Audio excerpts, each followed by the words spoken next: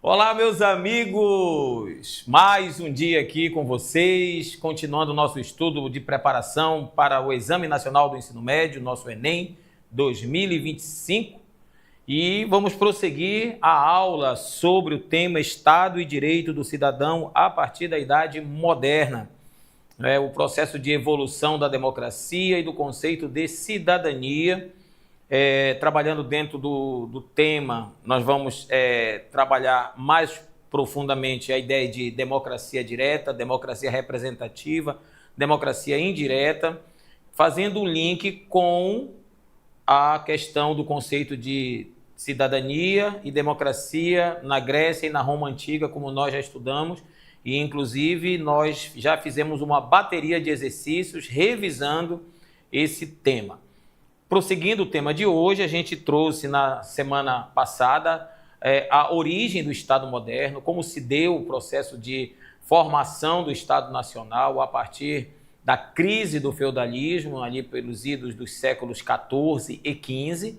Também falamos dos fundamentos do mundo moderno, ou da Idade Moderna, ou dos tempos modernos, ou da modernidade, como são algumas definições a esse processo de desestruturação do regime feudal para a estruturação de uma nova sociedade, de uma nova forma de se perceber o direito do cidadão a partir do advento das chamadas teorias de Estado ou teorias absolutistas. Nós trabalhamos os três principais teóricos, que foi o Thomas Hobbes, John Locke e Jean-Jacques Rousseau, na aula anterior, e a partir de agora eu começo a trabalhar a evolução do conceito de cidadania com você. Então, como é que o conceito de cidadania ele vai se formatar a partir da Idade Moderna, a partir da fundamentação do chamado mundo moderno. Mas também quero deixar claro para você a ideia de mundo moderno. Ela vai vir a partir de movimentos que vão surgir no final daquilo que chamamos de Idade Média, até o processo de formatação da sociedade moderna, capitalista, liberal, burguesa. Então, quando a gente vai ter a formatação desta sociedade, a gente tem que olhar a desagregação do mundo feudal, como eu expliquei na aula passada. Então, nesse aspecto, a gente tem alguns movimentos que são, primeiramente, o movimento da Renascença. O movimento da Renascença ele vai fundamentar a Reforma Protestante, ele é um dos motores, propulsores da reforma que vai ocorrer dentro da Igreja Católica a partir das novas interpretações teológicas, iniciando com Lutero e mais tarde com João Calvino. Além da Renascença, das reformas religiosas, como nós chamamos hoje, e dentro das reformas religiosas nós temos a luterana, a calvinista e a contra-reforma católica. Temos o processo da expansão marítima e comercial dos séculos XV e XVI.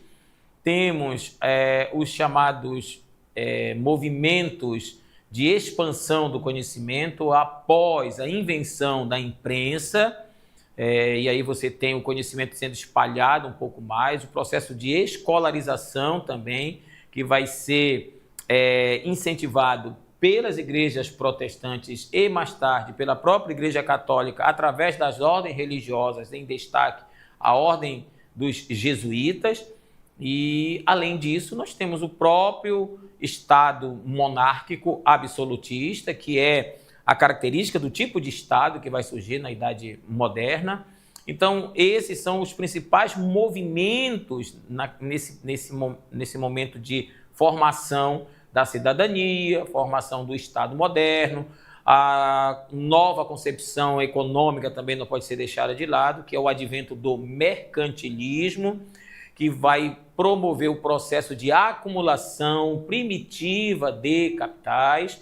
Alguns chamam de capitalismo comercial ou capitalismo mercantil, que vai ter algumas características que vão moldar a economia a partir de então, como o protecionismo alfandegário, a ideia do metalismo, a balança comercial favorável. Então, são os principais princípios do chamado mercantilismo, tem como base a ideia da acumulação, do entesouramento a partir do processo de acumulação de capitais, certo? Então, tudo isso vai contribuir para o desenvolvimento do conceito de cidadania. E aí a gente tem, então, direito natural. É um primeiro direito que vai sustentar esse novo conceito. Então, os direitos naturais são conceitos fundamentais inerentes à condição humana, independentes de reconhecimento estatal. Inclui, por exemplo, o direito à vida, liberdade de expressão e a busca pela felicidade. A palavra felicidade ela vai começar a ser muito usada no final da Idade Média. Então, a ideia de eu buscar minha felicidade, me realizar enquanto pessoa, isso tudo vai também ser ajudado pelo novo momento da época, pelo o novo comportamento da época, o de trabalhar para acumular, de trabalhar para ter a minha casa, de trabalhar para ter os meus bens. Então, essa busca pela felicidade é um direito que, segundo os teóricos daquele momento, é um direito natural meu. Eu tenho o direito de ser feliz. Eu tenho o direito de expressar-me. Então, eu tenho a liberdade de expressar aquilo que eu penso. E também o direito de viver. Então, o direito à vida. Então, nesse aspecto, o próprio direito, né, nas leis jurídicas, elas vão começar a defender esses chamados direitos naturais. Os outros direitos são chamados de direitos civis. O que são os direitos civis? Os direitos civis, eles são garantias legais formalizadas pelo Estado.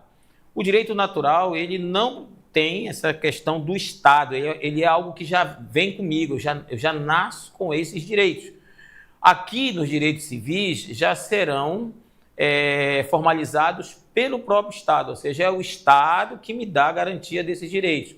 Então, quais são os direitos? O direito de igualdade perante a lei, então a lei é para todos igualmente, não há diferenciação de uma pessoa para outra, não é porque um tem mais dinheiro, não é porque um nasceu privilegiado e o outro não nasceu privilegiado, não é porque um nasceu no centro e outro nasceu na periferia. Então, todos são iguais perante a lei. Quem vai garantir isso? O Estado.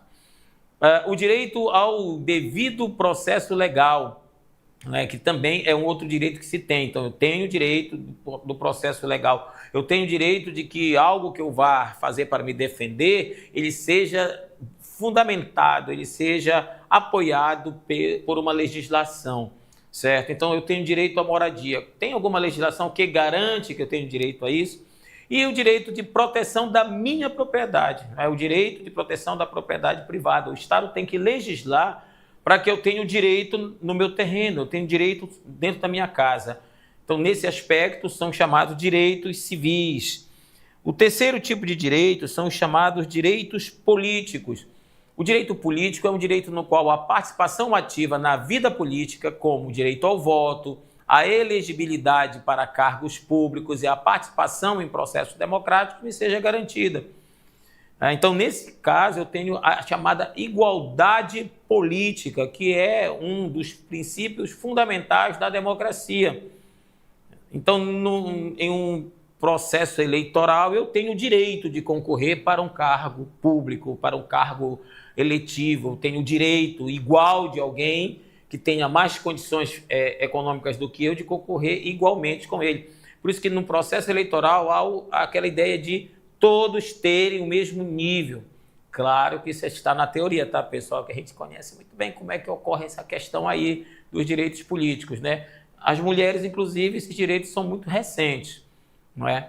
E a ideia de participação em processos democráticos. Então, eu tenho o direito de participar de processo democrático.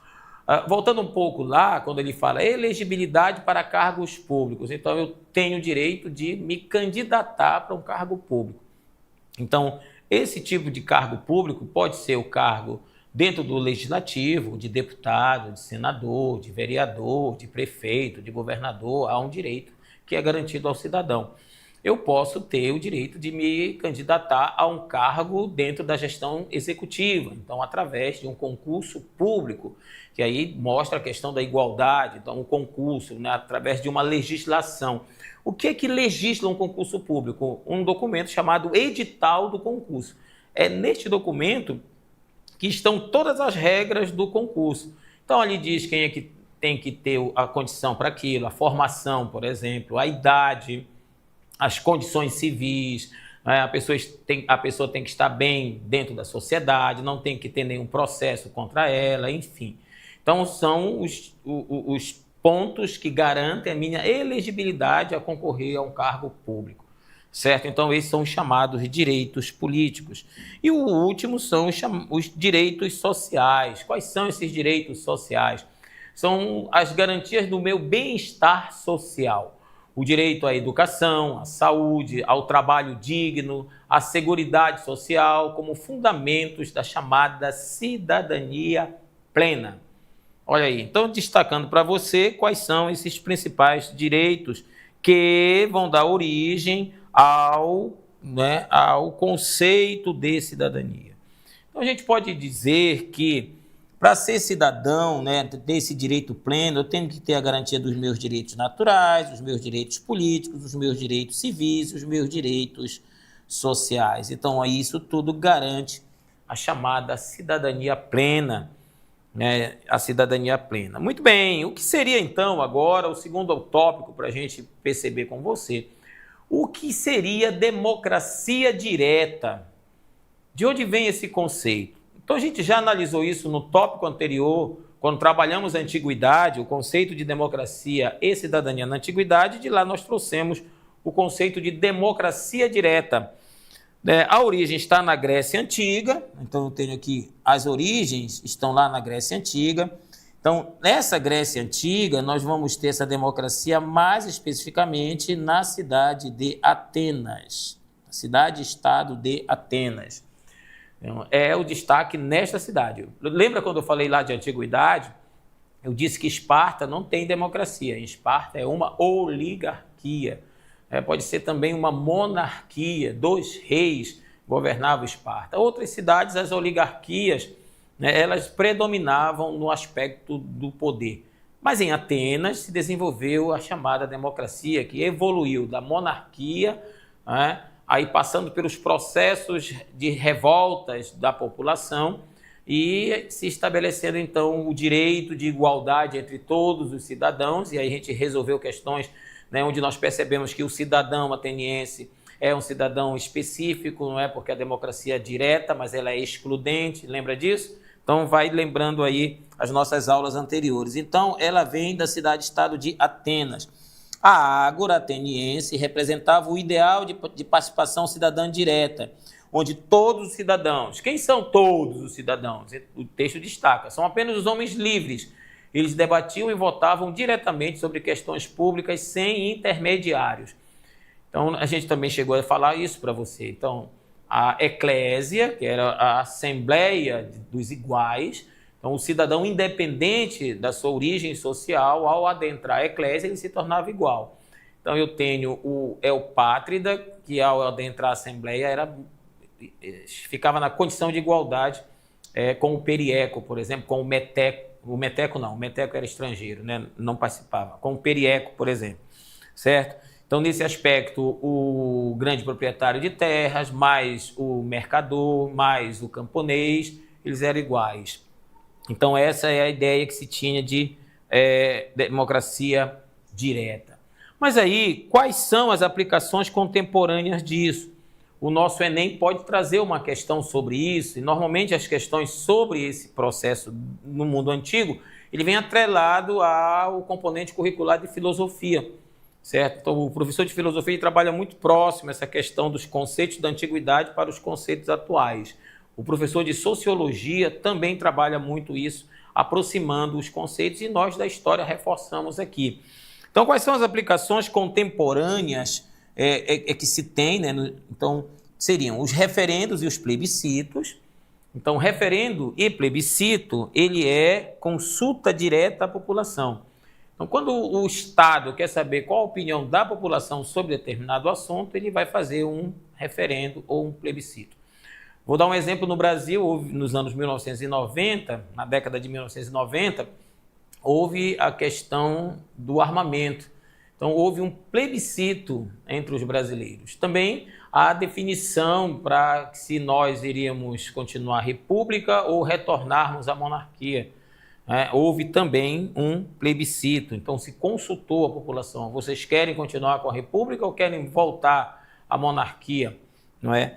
Orçamentos participativos. Olha, a gente ouve muito falar disso em governos que são de tendência mais progressistas. Então, os governos que têm, os governos progressistas que têm uma ideia de trazer a participação da população mais próximo das decisões, eles fazem os chamados orçamentos participativos.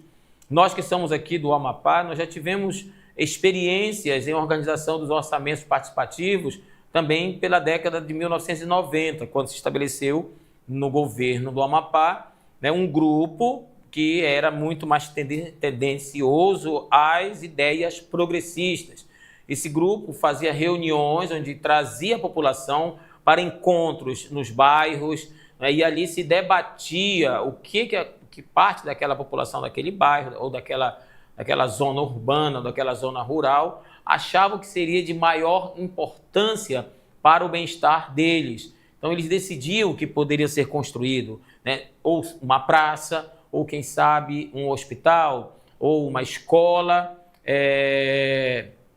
ou uma unidade básica de saúde, né? Então, a população decidia. Então, isso é chamado de orçamento participativo, onde cidadãos decidem os investimentos locais. Então, em que nós vamos investir o orçamento do governo, o orçamento do Estado no biênio tal, ou no triênio, né, ou no ano tal. Então, quem vai decidir são vocês, população. Então, vocês vão participar do orçamento e vocês vão definir o que é importante para vocês, o que o governo tem que construir para vocês. Tem que construir mais escolas, tem que construir mais hospitais, tem que construir mais delegacias para gerar segurança. O que é mais importante nesta localidade, neste território? Isso aqui é muito importante, essa questão do orçamento participativo, certo? Assembleias populares também é um exemplo de democracia direta nos dias contemporâneos. Debates comunitários sobre políticas, isso aqui ainda existe. Vez ou outra a gente percebe grupos de bairros, grupos urbanos que se reúnem e fazem debates políticos. Desses debates, em algumas vezes, eles indicam alguém que aquele grupo vai apoiar para um cargo eletivo, para o legislativo, como cargo de vereador. Normalmente isso ocorre com o cargo de vereador, porque o cargo de vereador ele é um cargo em que aquele cidadão eleito ele está muito mais próximo da sua comunidade do que, por exemplo, de um deputado federal que representa o povo, mas ele está distante, ele está lá no centro de poder, em Brasília. Então, essas assembleias populares, algumas vezes também são provocadas por um grupo político que assume o poder do Estado. Então, esse grupo chama a debates comunitários sobre determinadas ações políticas do governo, e aí percebe-se a participação direta do cidadão nesse processo. E por último eu tenho as chamadas plataformas digitais, onde a tecnologia vai facilitar a participação massiva do povo. Essas plataformas hoje elas têm um apoio muito forte ao grupos que vão buscar na população, através das plataformas, as opiniões sobre o orçamento, sobre investimentos, sobre o que é necessário naquele momento, para aquele grupo, para aquele território. Então veja que há uma atualização completa do processo de aplicação contemporânea da democracia direta.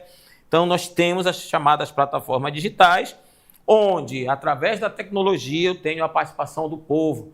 E nessa participação, o povo pode dar a sua opinião sobre como ele está vendo as ações políticas que o Estado está promovendo para a melhoria da população. Então, em algumas vezes, o próprio Estado, através de agências de comunicação, ele promove essa aproximação com a população através das plataformas digitais oficiais do governo. Sites oficiais do governo são usados justamente para ouvir a população através das suas opiniões para as ações políticas do Estado. Ok?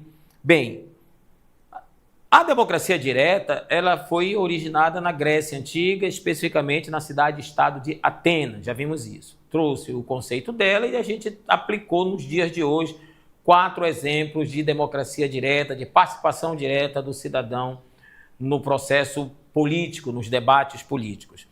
Mas o que a gente vê na maioria dos estados modernos, dos estados contemporâneos, é a chamada democracia indireta, não é? Então, na democracia indireta, vou diminuir aqui para a gente ter uma visão geral. Então, na democracia indireta, eu tenho os eleitores, eu tenho os representantes desses eleitores e eu tenho as chamadas políticas públicas. Então, nessa democracia indireta, né, identificando a ideia dos eleitores. Então, os eleitores são cidadãos que escolhem os seus representantes através do voto, delegando a autoridade política para a tomada de decisões em seu nome. Então, hoje, o cidadão, através da democracia indireta, ele se torna não um cidadão pleno, mas ele é um eleitor, ele muda a concepção, o próprio conceito. Então, quando alguém olha para mim, ele não vai olhar o cidadão, ele vai olhar o eleitor.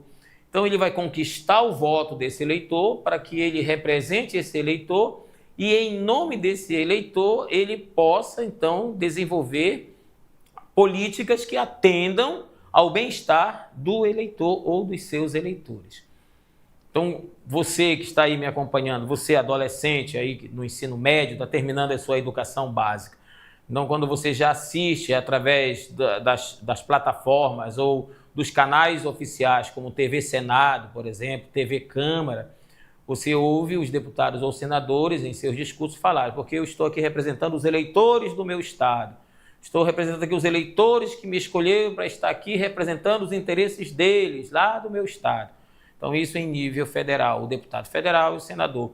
Em nível local, eu tenho o deputado estadual, que é eleito por um grupo de eleitores e ele vai defender as políticas para o bem-estar desses eleitores. E aí, ao ser eleito, ele também se torna um representante de todos os eleitores do estado, porque ele passa a ser o deputado estadual. Ele não é um deputado distrital, ele não é um deputado municipal. Então, quando a gente ouve alguns representantes dentro das assembleias legislativas nos estados da União, quando eles dizem, porque eu fui eleito pelo município tal, então estou aqui defendendo os eleitores do município tal. Não, você não está defendendo só esses eleitores. Você está defendendo todos os eleitores, mesmo os que não votaram em você, porque você representa todos os eleitores do estado. Então, é necessário que haja, logicamente, uma concepção de educar as pessoas que se candidatam a esses cargos para que eles aprendam até a falar. Porque quando se fala que ele é o representante do povo, ele tem que deixar a ideia de que ele representa só o seu povo, só aquele que votou nele. E defenda só o interesse daquele grupo. Ele defende, ou deve defender, ou deveria defender os interesses de todos, porque ele está dentro de uma república. Dentro desta república, ela se propõe a ser democrática, dentro de um Estado que se propõe a ser Estado de direito, certo? Logicamente, isso tem que ser dado por aulas, a pessoa tem que ter assistido pelo menos umas aulazinhas antes de se lançar a essa função. É uma função. Tem uma outra questão também, que dentro das regras da democracia indireta, o eleitor é uma função. Qual é a minha função de ser eleitor? A cada 4 anos, o cidadão se torna um eleitor. E depois do processo, aquele que ele colocou em seu nome para lhe representar, vai olhar para ele como cidadão e vai buscar desenvolver políticas para todos os cidadãos. É por isso que a gente fala de políticas públicas. A palavra público, de todos terem acesso àquilo, não só um pequeno grupo. Ok? Então, ele diz que ele vai tomar decisões, mas ele não toma decisões em seu nome, ele toma decisão em nome daquele que o elegeu. Quem foi que o elegeu? Os seus eleitores, através da coisa também que a gente aprendeu com os gregos, não é? Através do voto. Representantes. Na democracia indireta, eu tenho os representantes do povo, os representantes da população. Então, esses são políticos eleitos. Então, eu tenho uma concepção aqui, político. Esse político eleito não é um político indicado, ele não toma pelo poder, ele não toma o poder pela força, Ele é eleito pelo grupo de eleitores para representar esses eleitores. Então, ele é um político eleito. Esse político eleito, ele exerce um poder. Olha só, tem uma coisa aqui que chama muita atenção das pessoas. Poder. Não é? Poder. O colega de sociologia, né? O colega de sociologia, ele vai trabalhar essa questão do poder. O poder é uma coisa assim muito mais ampla do que a ideia só de poder político, não é? Bem, antes de continuar, alguém está perguntando aqui, em relação à exploração de petróleo em Oiapoque, houve plebiscito ou não há necessidade nesse caso? Olha, depende, porque quem vai ser o maior atingido pelo processo de exploração do petróleo? A população daquele município.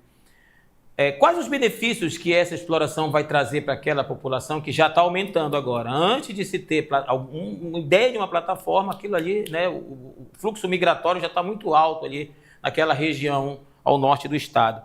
Então, quais são os benefícios que isso pode trazer à população? Quais são os benefícios dos chamados royalties que vão ser trazidos para essa população? Em que vai ser aplicado esses tais royalties? O que vai trazer de melhoria para essa população? Como no estado do Amapá nós já tivemos algumas experiências, e aí eu vou trazer a maior de todas as experiências, que é o projeto ICOME, nós tivemos a experiência do projeto ICOME que foi implementado sem ter a ideia de se ouvir a população. Então ele foi implementado dentro de um contexto, claro, que é um contexto diferente desse nosso, o contexto da Segunda Guerra Mundial, o manganês estava ali em alta, e aí depois você tem essa exploração, a ICOME veio, fez um acordo logo de 50 anos, olha aí, 50 anos, saiu antes do tempo.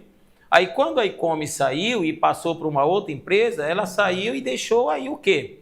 Primeiro, deixou um buraco lá na região de exploração, deixou ali uma degradação ambiental, deixou ali uma parte de empobrecimento em todo esse eixo de exploração. Não houve uma espécie de reparo para o Estado na saída da ICOME. Ficou ali quem viaja aqui pela rodovia tem um negócio no manganês ali que ficou ali por muito tempo, uma montanha que ninguém sabia nem para onde levar, nem como tirar daqui, ficou aquilo ali, poluindo o meio ambiente. Então, nesse caso, que nós tivemos essa experiência impactante, no início foi muito bom, as pessoas até lagrimam, choram quando se fala de projeto ICOME. Aqui alguns até dizem, quem sabe um dia volta. Para voltar tem que se trabalhar um pouco melhor isso, tem que se estudar melhor isso. A exploração do petróleo que está acontecendo está passando por todo um processo de estudos.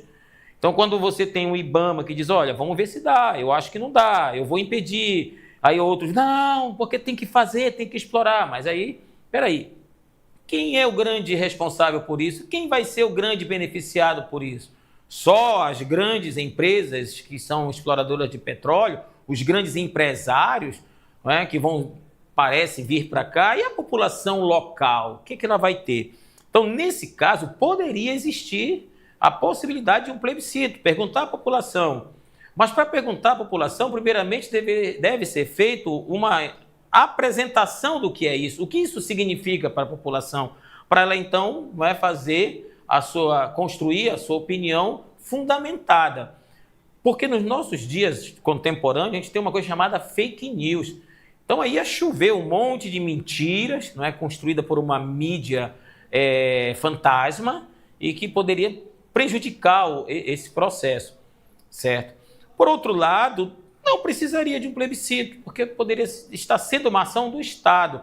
O Estado está verificando que é bom para a população, não só daquele território, mas para toda a população de toda a área. Isso vai ser bom para investimento na educação, para investimento na saúde, para investimento na segurança pública, que são os três braços do Estado, o tripé do Estado, aquilo que o Estado mais investe. E aí vai sobrar para a cultura, vai sobrar para o lazer. Então, nesse aspecto, o Estado está gerenciando, porque o Estado percebe, através de estudos técnicos, que isso vai ser bom, certo? Então, nesse aspecto, Agora eu posso trazer a ideia de que, como eu dei o exemplo, né, na questão da monarquia e república que teve, né, e muitos brasileiros foram a favor da monarquia, sem saber o que era monarquia, mas foram levados pela propaganda. Então é bom que quando ocorra isso, haja um esclarecimento para que quando eu for construir a minha opinião sobre determinado ponto, determinado assunto, eu possa ter a segurança de dizer sim ou não para aquilo. Porque o plebiscito é um sim ou não. Certo? Parabéns aí pelo questionamento. E aí, voltando para os nossos representantes, nós temos os políticos eleitos, eles exercem um poder, mas esse poder ele é delegado, ou seja, alguém deu a ele esse poder. Alguém deu a ele esse poder. Quem foi que deu a ele o poder? Os eleitores. Certo? Então, quando ele fala assim, e aí, qual vai ser a função desses que vão representar os eleitores? Ele vai elaborar leis, então ele elabora leis e políticas públicas que vão refletir o quê? Os interesses de seus eleitores. É os interesses dos eleitores que me colocaram ali para representá-los, não são os meus interesses. Recentemente teve aí uma situação na República Federativa do Brasil que foi uma proposta da chamada PEC da blindagem. Alguns mais fundamentalistas, né, mais chamaram de PEC da bandidagem. Mas ela tem um outro nome, ela tem um nome técnico. Mas aí essa PEC atendia aos interesses de quem? Quem tinha interesse em aprovar um projeto de emenda constitucional desse tipo? E aí começaram a culpar os representantes que votaram sim.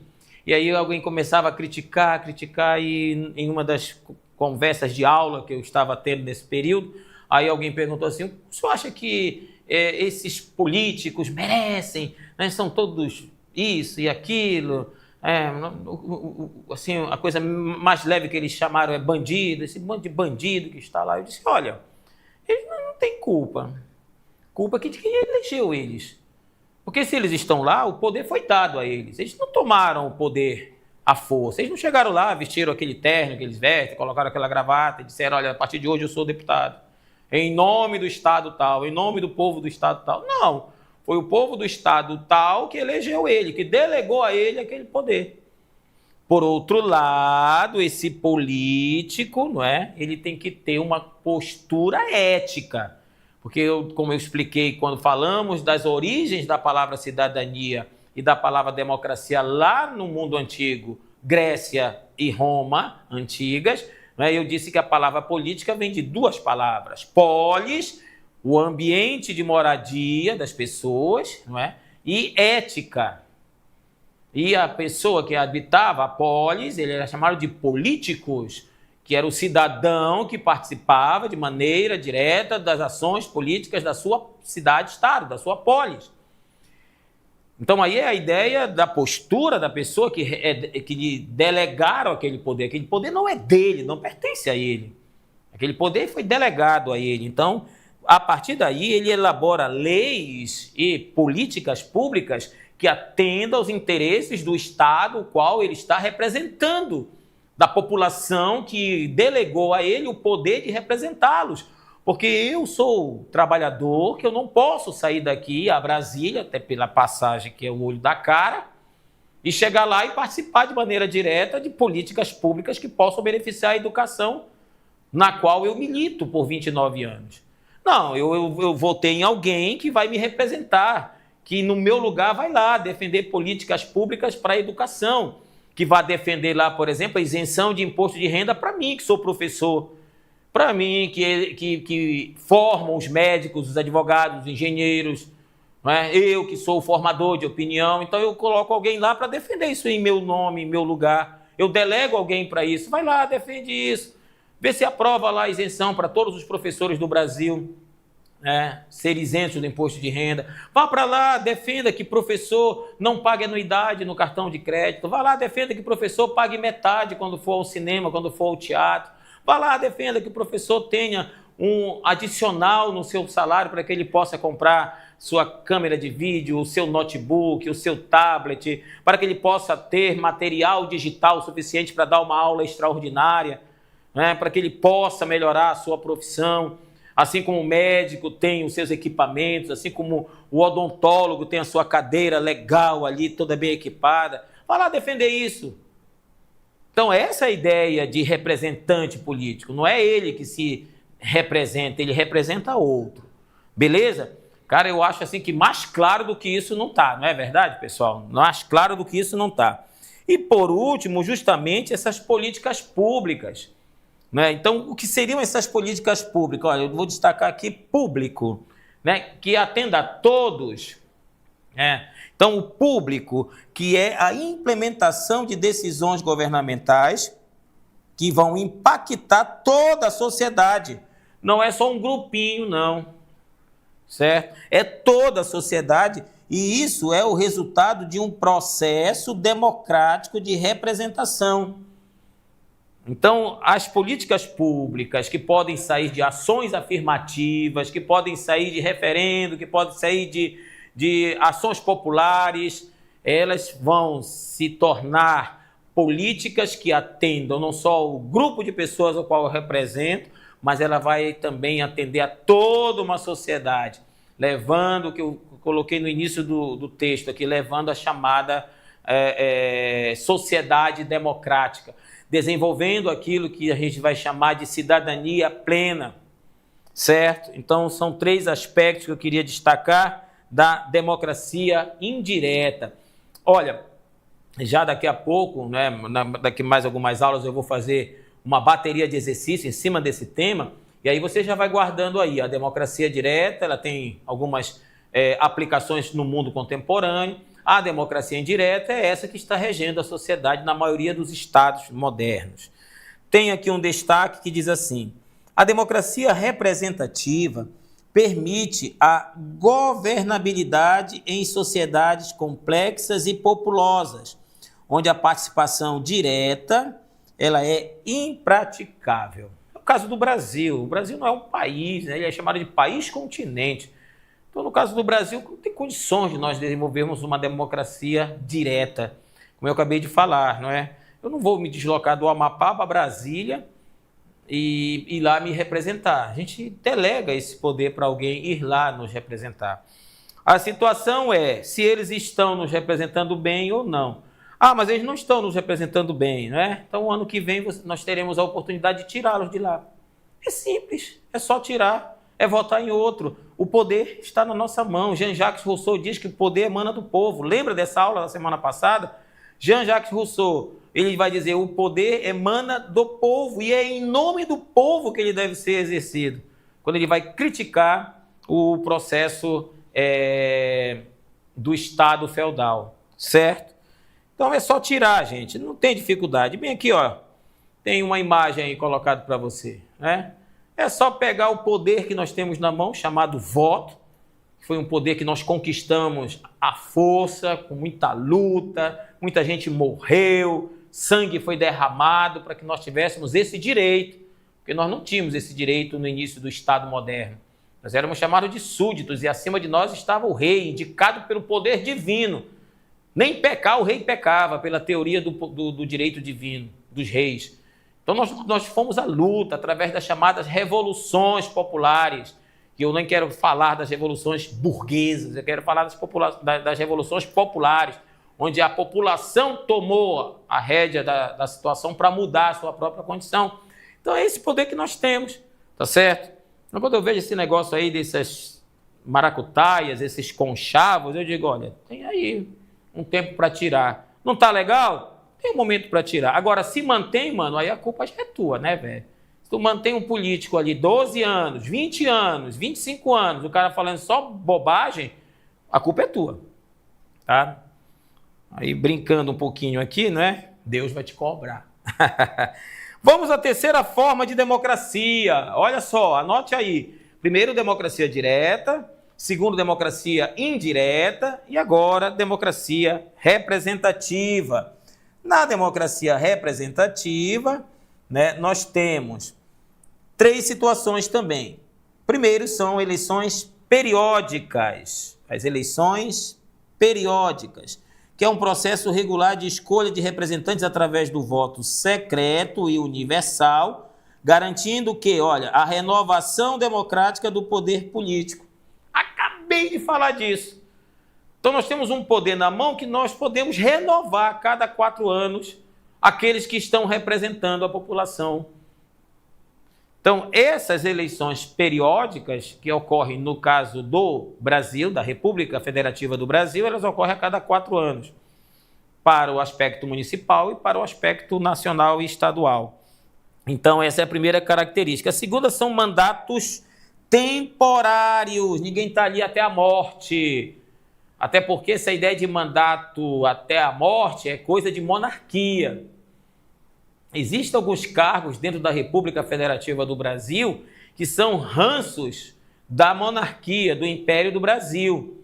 Cargos vitalícios. Cargo vitalício não é característica de uma república.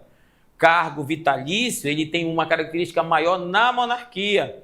E os vitalícios são os nobres, que passavam de pai para filho, né? E ali você tem cargos vitalícios. A gente tem alguns exemplos, ainda bem que são bem poucos, de cargos vitalícios na nossa república. Porque o pensamento, a teoria é que na república o poder é de todos, através da democracia todo cidadão tem o direito de concorrer a um cargo público. Então você deve ter a ideia de que alguns cargos não podem ser vitalícios, porque aí tira o direito do cidadão de concorrer àquele cargo. Tira, né, a elegibilidade do cidadão. Vamos a um exemplo clássico? Tribunal de Contas dos Estados. Os conselheiros são vitalícios. Você concorda com isso? Olha aí um plebiscito sobre isso. Será um bom plebiscito sobre isso aí. Então, eu não posso concorrer ao cargo de conselheiro do Tribunal de Contas de um Estado. Por quê? Porque é vitalício. Ele só será substituído quando alguém de lá morrer, né? E aí, quando isso acontece, não sai do meio da população. É indicado através de outras situações, enfim. Veja que é um jogo mais da monarquia, certo? Você está entendendo? Você está entendendo? Então, a ideia é que mandatos sejam temporários. Por quê? Porque deve ter uma limitação temporal do exercício do poder. Porque vai impedir a perpetuação de governantes e vai assegurar a alternância democrática. Entendeu? Entendeu? Então, é necessário que haja mandato temporário para evitar a perpetuação. Então, porque se ficar essa perpetuação, aí começa a acontecer como em alguns estados, a ideia de o pai era deputado, aí o pai se aposenta, aí vai para um cargo vitalício como conselheiro de algum tribunal, aí deixa o filho, que vai tomar o lugar dele, para o mesmo cargo, aí do filho também sai, aí vai para um lugar vitalício, aí fica o filho desse, que já é o neto daquele, aí o filho dele já prepara o filho dele, que já é bisneto daquele, ou seja, o poder fica dentro de uma família. Isso não lembra monarquia? Não tem cara de república, tem cara de monarquia. Percebeu que vai passando do conde para o visconde, para o barão? Beleza? Bem, e aí garante uma outra coisa, a alternância democrática. Porque, como eu estava dizendo para você, se não está servindo, eu troco para ver se melhora. Se não, aí eu tenho todo um processo de alternar sempre até que um dia se acerte o processo de atender aos interesses de toda uma sociedade, não só de um grupinho, mas de toda uma sociedade para desenvolvimento do bem-estar de todos, que são os objetivos das ações políticas ou das políticas públicas. Beleza, meu amigo? E a gente tem o accountability, né? Que seria um mecanismo de prestação de contas que permite o controle social sobre as ações governamentais e responsabilização política. E aí destaque aqui para a lei de responsabilidade fiscal, por exemplo. Destaque aqui para os órgãos de controle, não é? Esses órgãos de controle são órgãos que vão gerenciar os gastos públicos E aí esses gastos públicos são os gastos, tanto aqueles que estão governando, quanto aqueles que estão representando o governante. Então, nesse aspecto, eu tenho aqueles que detêm cargos no executivo, que têm que ter essa fiscalização para não ocorrer o desvio dos recursos que o povo promove. E aí, como é que o povo promove o recurso? Através da cobrança de tributos, de impostos. E isso vai para os cofres públicos. E aí eu vou usar aqui a fala da primeira-ministra da Inglaterra, Margaret Thatcher, que ela diz assim: não existe dinheiro público, existe dinheiro do povo, que é usado pelo governante. E aí é o que a gente diz: de onde vem o dinheiro público? Vem dos impostos dos cidadãos. Certo? Vem dos impostos dos cidadãos. Então, esse dinheiro tem que ter toda uma responsabilidade no trato desse dinheiro, porque ele sai do suor dos trabalhadores.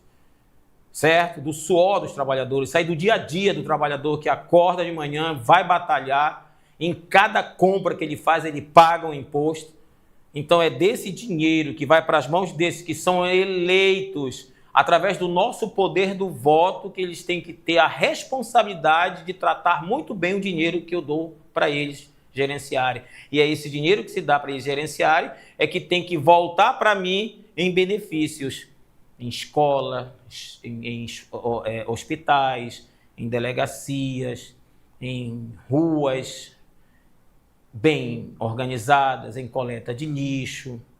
Tem que voltar para mim em lazer, tem que voltar para mim na construção de uma praça para desenvolver o lazer, o bem-estar mental. Tem que ser aplicado num bom transporte público.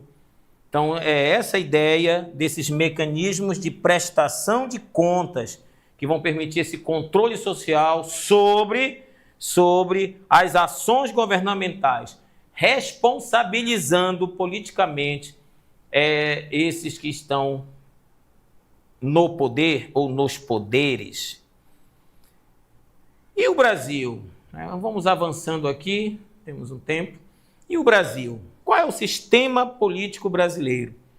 Veja que o Enem ele começou a trabalhar novamente esses conceitos que a gente começa a ensinar e você começou a aprender lá no ensino fundamental, anos iniciais, né? As séries, os anos iniciais.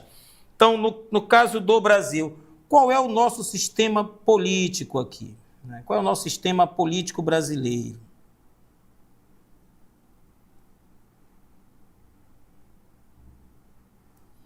Qual é o nosso sistema político brasileiro? Bem, nós temos primeiro a chamada União, não é? Nós temos depois os estados e nós temos os municípios.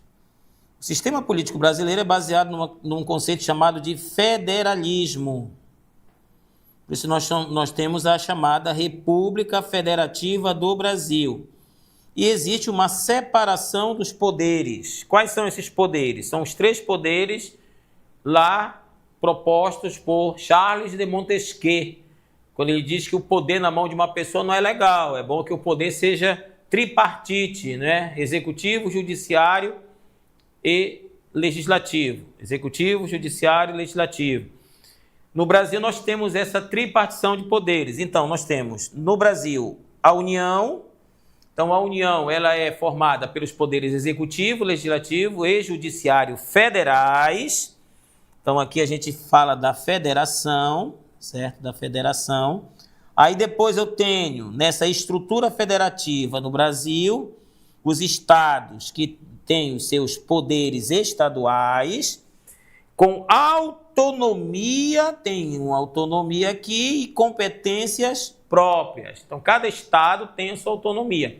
Por isso que cada estado tem uma assembleia legislativa, certo? Que vai elaborar leis que vão reger os moradores desses territórios estaduais. E dentro dos estados nós temos os municípios, os chamados poderes municipais, para assuntos locais e para serviços locais. Então eu tenho um município, no caso do estado do Amapá, ele é composto por 16 municípios. Olha só, lá no território eram só 3, não é? Depois passou por muito tempo 5 municípios. Quando virou estado, meu Deus do céu, foi um negócio de transformar qualquer localidade em município, né, visando um tipo de arrecadação que se tem. e aí a gente chega a 16 municípios. Então, cada município tem um poder local que vai debater, discutir, desenvolver assuntos locais. Então, naquele território ali.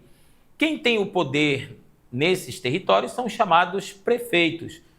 E depois eu tenho um grupo de políticos, dependendo do número de pessoas ou o número da população, eu tenho uma certa quantidade de vereadores, que são os representantes dos moradores dos municípios, nas câmaras municipais, que vão debater os problemas locais para melhorar a vida das pessoas daquele município, certo? Então, a isso, né, a gente vai chamar de estrutura federativa. E aí, então, o Brasil, a República Brasileira, ela é chamada de República Federativa do Brasil. No início da República Brasileira, a República ela era chamada de República dos Estados Unidos do Brasil. Ela ficou fundamentada muito com a ideia de República dos Estados Unidos da América do Norte. Mas depois muda o aspecto para a República Federativa do Brasil. É onde eu tenho a distribuição de competências entre União, Estados e municípios, respeitando, dentro do federalismo, a autonomia. A palavra-chave para federalismo é autonomia de cada ente federativo, dentro de suas atribuições constitucionais. E o federalismo ele foi uma teoria defendida pelos republicanos desde o início, lá na monarquia ainda se defendia isso. Separação dos poderes, o sistema de freios, né? Olha só a palavra freio aqui, e contrapeso entre executivo, legislativo e judiciário, que garante o equilíbrio democrático e a limitação do poder. Que aqui ninguém tem poder absoluto. Isso foi derrubado pelos teóricos do iluminismo. Isso é derrubado pelos teóricos do iluminismo. E a gente viu aí os três principais, né? Thomas Hobbes, John Locke e Jean-Jacques Rousseau. Então, nesse aspecto, você tem a separação de poderes, essa tripartição de poderes, que os iluministas quebram isso. Mas lá na origem, Montesquieu é o teórico que defende essa tripartição aqui. Participação cidadã, isso aqui, alguns governos na República Brasileira usam isso até como slogan. Participação cidadã. Primeiro, transparência pública, isso aqui hoje muito bem defendido na República Brasileira. Então, o que seria transparência pública? A principal, aí anota aí, isso aqui é questão de Enem. Preste atenção, galera, acompanha o raciocínio. Isso aqui é tema de Enem. Olha, Lei de Acesso à Informação. Você já ouviu falar da Lei de Acesso à Informação? Ela traduz a chamada transparência pública. A Lei de Acesso à Informação, ela garante o direito dos cidadãos de conhecer atos governamentais promovendo, né, esse acompanhamento, esse controle social e, logicamente, a Lei de Acesso à Informação, uma das suas principais finalidades é o combate à corrupção. Esses dias eu estava assistindo uma propaganda na TV que tem um instituto aí contra a corrupção. É muito interessante, se eu puder, eu acho que eu vou trazer para mostrar para vocês essa propaganda, mas se você já viu, é uma criança, é muito bacana isso. Foi muito bem elaborado essa ideia de combate à corrupção. Então é uma criança em um berço, e o berço cheio daqueles instrumentinhos de bebês, não é? E aí a pessoa vai falando, olha, quando você desvia, quando você rouba, quando você deixa de fazer, aí vai desaparecendo aquilo. Não é? Vai desaparecendo tudo, desaparece o berço e a criança fica sozinha, e no final ela está abandonada em uma calçada, né? Abandonada em uma calçada, e a pergunta no final, e você, vai fazer o quê? Vai ficar aí parado? Então essa é a ideia de que o cidadão ele tem que ter a atitude de se colocar contra esse câncer, esse mal, que não é um mal necessário, esse é um mal que vem no Brasil desde 1534. O que foi que aconteceu em 1534? A criação das capitanias hereditárias. Ah, dali, meu amigo, isso aí vem. E alguém diz que isso aí é normal no Brasil. Isso é normal. Isso é o jeitinho brasileiro. Não, isso é um câncer. Tem que ser combatido. Isso aí tem que ser batido na parede todo o tempo, de que a gente precisa ter uma postura contra isso. Certo? Naquilo que eu coloquei no início da aula. Não existe dinheiro público, existe dinheiro do povo. Não é? Então, verifica isso. Então, a lei de acesso à informação, tema do Enem, tema de repente de uma boa redação, não é? Lembra que a redação sai daqui das humanas? Então, a lei de acesso à informação garante direito, isso é um direito, até político, é um direito civil, é um direito social, é o direito do cidadão de conhecer atos governamentais. Você entrar lá no site do governo, você tem acesso àquilo que o governo recebe, aquilo que cai, por exemplo, para a educação, através do Fundeb. Tem o recurso. Para que esse recurso aqui? Qual é o objetivo desse recurso? Certo? Então, você tem esse conhecimento dos atos governamentais, que vai promover esse controle social, esse controle até da própria população, vendo que está sendo aplicado mais dinheiro num determinado setor, menos dinheiro em outro setor. E aí, quais os setores onde eu tenho que ter um maior investimento? Logicamente, são os três, não é? Os três de maior importância, que é a educação, saúde e segurança pública. Aí depois vem o lazer, aí depois vem a questão da cultura, e depois vem a questão de outras situações aí que vão formatar esse processo. Então, é essa a ideia da lei de acesso à informação. Essa lei ela veio melhorar muito o processo de democratização no Brasil. Ok? Aí eu tenho os conselhos municipais, isso que é importante. São órgãos colegiados que permitem participação direta da sociedade civil na formulação e fiscalização de políticas públicas setoriais. Esses conselhos municipais é um bom exemplo de democracia direta, em que eu tenho, por exemplo, as associações de moradores que deveriam ter esse papel. Então, através das associações de moradores, se debate uma situação local, né? E aí, nessa situação local, formula-se uma ação política. Essa ação política é transferida para o representante municipal, que é o tal do vereador, que vai procurar transformar essa ação numa política pública, ou seja, uma política que atenda ao bem-estar, à melhoria de todos os moradores do município. Deu para entender? E aí, o Conselho Municipal é um bom exemplo de democracia direta. Ouvidorias públicas, que são os canais institucionais para denúncias, sugestões e reclamações, o que vai fortalecer o controle social sobre a administração pública. O que é importante também esses órgãos, na maioria dos órgãos da República do Brasil, hoje existem as ouvidorias, né? A Secretaria do Trabalho tem lá a ouvidoria, e ela tem esse papel, né? Pelo menos aqui atende aquilo que se pede. Iniciativa popular, isso aqui é bom também, que é um mecanismo constitucional, ou seja, está na Constituição de 88, que permite a qualquer cidadão qualquer cidadão pode propor projeto de lei, exercendo diretamente o poder legislativo em questões relevantes. Aqui uma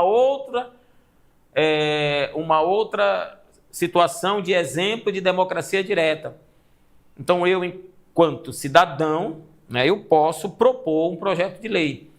Agora, eu vou lá no centro de poder defender isso? Não, eu vou propor um projeto de lei, que é uma iniciativa popular, e aí eu preciso de alguém que apoie esse meu projeto de lei. Aí eu preciso, digamos, de 500 mil de assinaturas. Vou colocar 500 mil, 200 mil, vamos colocar 200 mil assinaturas, esse meu projeto de lei já pode ser olhado por alguém lá do Congresso Nacional. Então eu busco o apoio de outras pessoas. Olha, isso aqui vai ser legal, isso aqui vai ser bom, isso aqui vai melhorar. Aí eu vou ganhando os outros cidadãos que vão olhando, dizendo, realmente, isso aqui é legal, eu vou assinar, eu vou te apoiar nisso aqui, nessa tua proposta.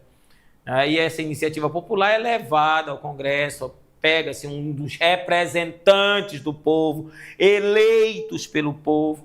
Você está entendendo como é que o processo ele se realiza? Bem, e aí fechando esse primeiro ponto aqui do nosso conteúdo, quais são os desafios atuais da nossa democracia ou da democracia como um todo? A democracia ela tá atravessando um processo de muita resistência, de muita luta. A gente está hoje em um processo em que a democracia corre sério perigo, não é? As pessoas estão defendendo aí ditaduras, as pessoas estão defendendo aí autocracias. Então é necessário que a gente acorde um pouco para isso, acorde para o momento que nós estamos vivendo, acorde para todo o processo histórico. E eu, como professor de história, tenho sempre dito que é preciso que as pessoas comecem a estudar história novamente para entender os processos de luta, de resistência, de afirmações, de processos que foram construídos ao longo da história do Brasil, ao longo da própria história do Ocidente. Então, nós temos os desafios atuais da democracia. Primeiro, o negócio que está pegando fogo aí, a tal da polarização política, né? O acirramento de posições extremas compromete o diálogo democrático e a construção de consensos necessários para a governabilidade eletiva. Então tem que ter muito cuidado com esse processo de acirramento de posições extremas. Tudo que é extremo, tudo que é demais é pecado, né? Tem esse velho ditado religioso aí. Tudo que é demais sobra, que é o ditado popular. Então, observar essa questão do extremismo, do fundamentalismo. É necessário que numa sociedade que se propõe democrática, em um Estado que se propõe de direito, as pessoas consigam ouvir os outros. É necessário que as pessoas consigam emitir suas opiniões baseado no direito natural de expressão, de liberdade de expressão. Lembra que eu falei lá atrás? Mas, ao mesmo tempo, entender que o outro tem a mesma liberdade, que o outro tem uma concepção que pode não ser a mesma da minha, mas eu tenho de respeitar, tá certo? E não ameaçar, e não dizer que eu vou bater, que eu vou meter-lhe a peia. Isso não existe numa sociedade democrática, isso não é democracia. A democracia, ela tem debates, ela tem embates, então ela tem a construção de consensos que atendam ambas as partes, vamos assim colocar. Então é necessário se ter cuidado com o acirramento de posições extremas, tá certo? Isso tem dividido até famílias. Olha aqui uma coisa bem atual, que é um desafio da democracia hoje, que é a chamada desinformação digital. Meu amigo, o tal do fake news.